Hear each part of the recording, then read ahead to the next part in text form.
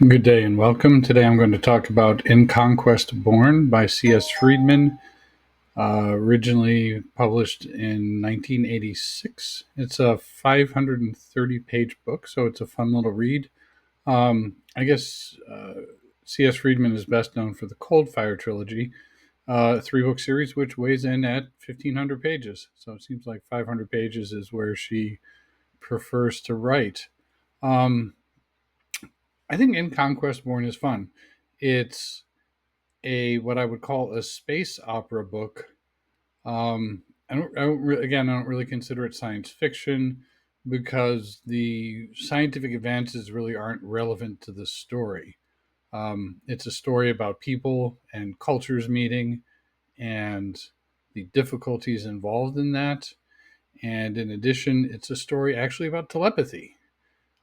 That's one of the major themes that cuts through the story. And I was going to say the protagonist is telepathic, but interestingly, it's not certain who the protagonist of the story is. The story is written from the perspective of two characters in two cultures who have been locked in war for thousands of years, and it's not clear which one of them is the protagonist and which one of them is the antagonist, which is something I find absolutely fascinating because you've got these chapters that alternate between the two characters, and they're both pursuing their goals and eventually coming into conflict with each other as their goals, as their reach starts to grow and their power starts to grow. They start to come into conflict with each other in the context of the war their two cultures are having. And then finally, there's an ending to it, and you're wondering, well, you know, who's the winner? Who's the protagonist? Who's the antagonist? And I think it's really well written because it's not clear.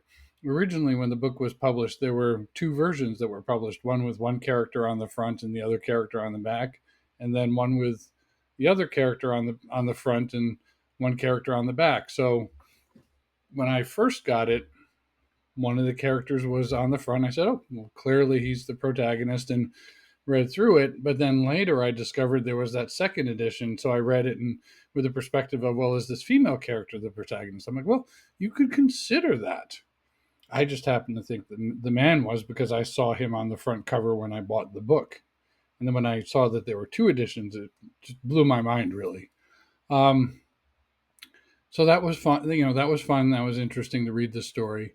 Um, One of the things I like, and another one of the things I like about this is that one of the main character, or sorry, the male protagonist, speaks this language. This horribly complicated language, and I, at a conceptual level, like different languages a lot. And so this language has, it's actually like Turkish, which I've been studying a little bit, in that it has lots of cases and moods, and uses prefixes and suffixes to modify a word, based on the case and mood. And they have, I think, 23 modes that you can speak in, the basic mode, the triumphant mode, the questioning mode, etc. So Turkish does not have 23 cases. They have eight, I think.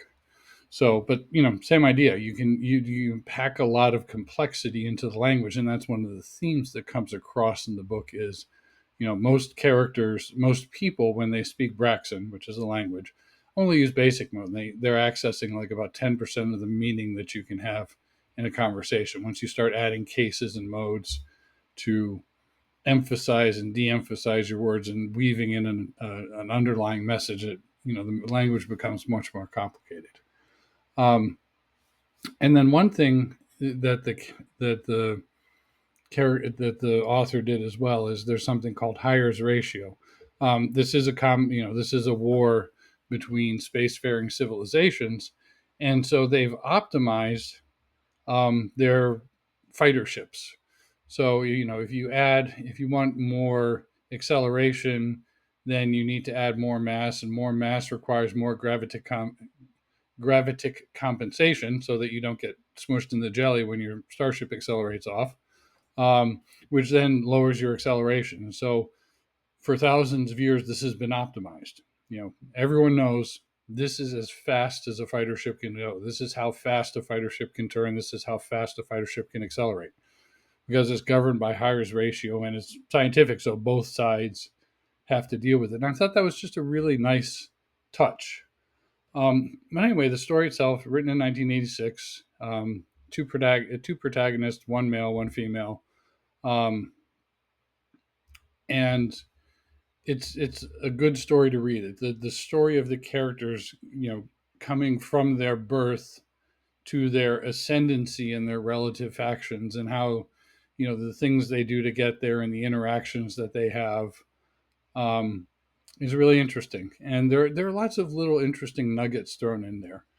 For example, one thing which I really always think about is one of the female character has to undergo this test where she has to essentially kind of uh, have pull a sled across this Arctic waste. And she's explaining to, so she signs up to take the test, and they're helping her, prepping her. So, what supplies do you need?